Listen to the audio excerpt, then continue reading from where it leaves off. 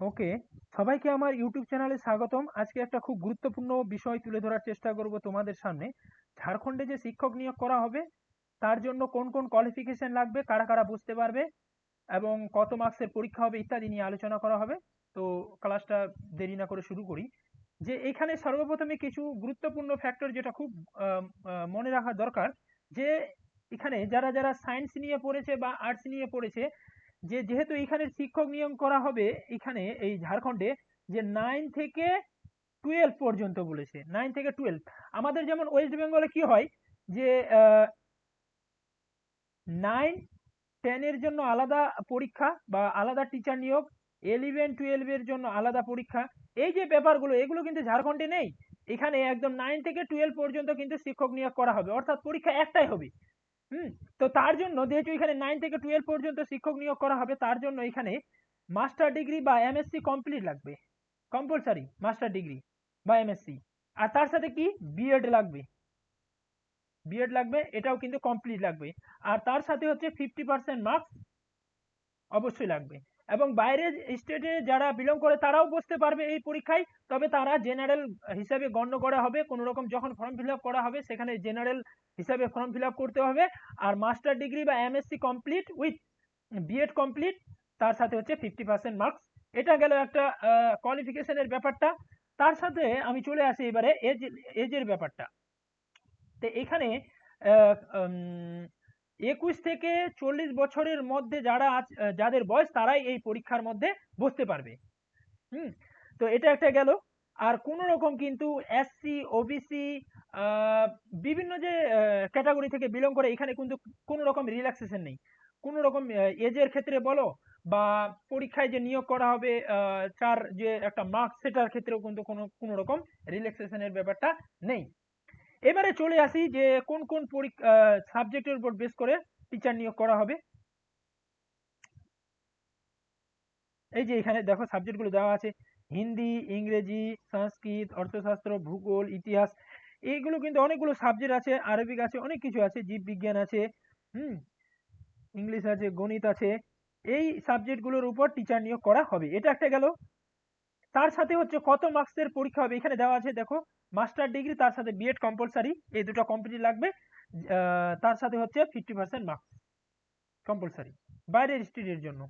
আমি ঝাড়খণ্ডের স্টেটের কথা বলছি না, এগুলো বাইরের স্টেটের কথা বলছি। এমএসসি আর হচ্ছে বিএড লাগবে কম্পালসারি। এটা চলে গেল।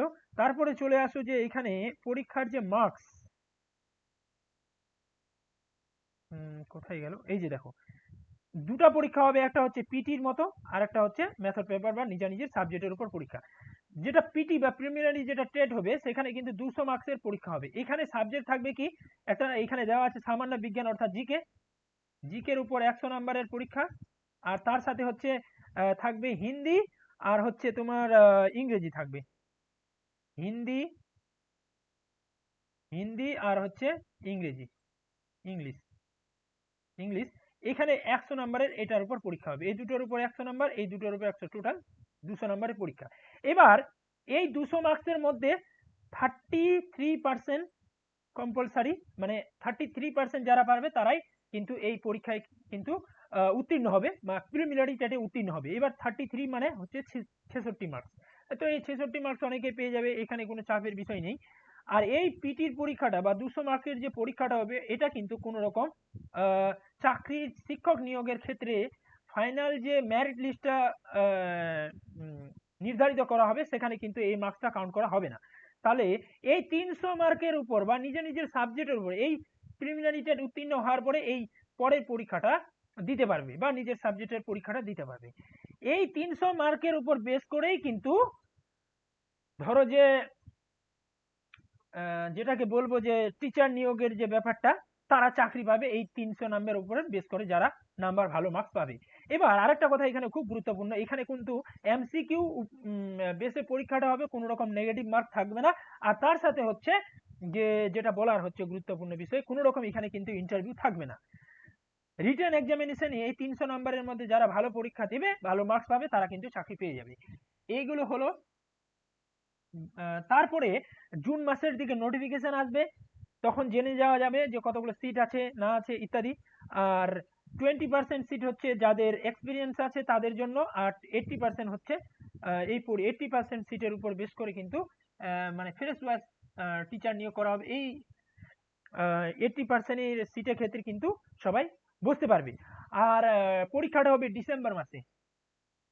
তাহলে এই বিষয়বস্তুগুলো হয়ে গেল, যে এজের ব্যাপারটা হয়ে গেল, কোয়ালিফিকেশন কি কি লাগবে ইত্যাদি বিষয়বস্তুগুলো হয়ে গেল।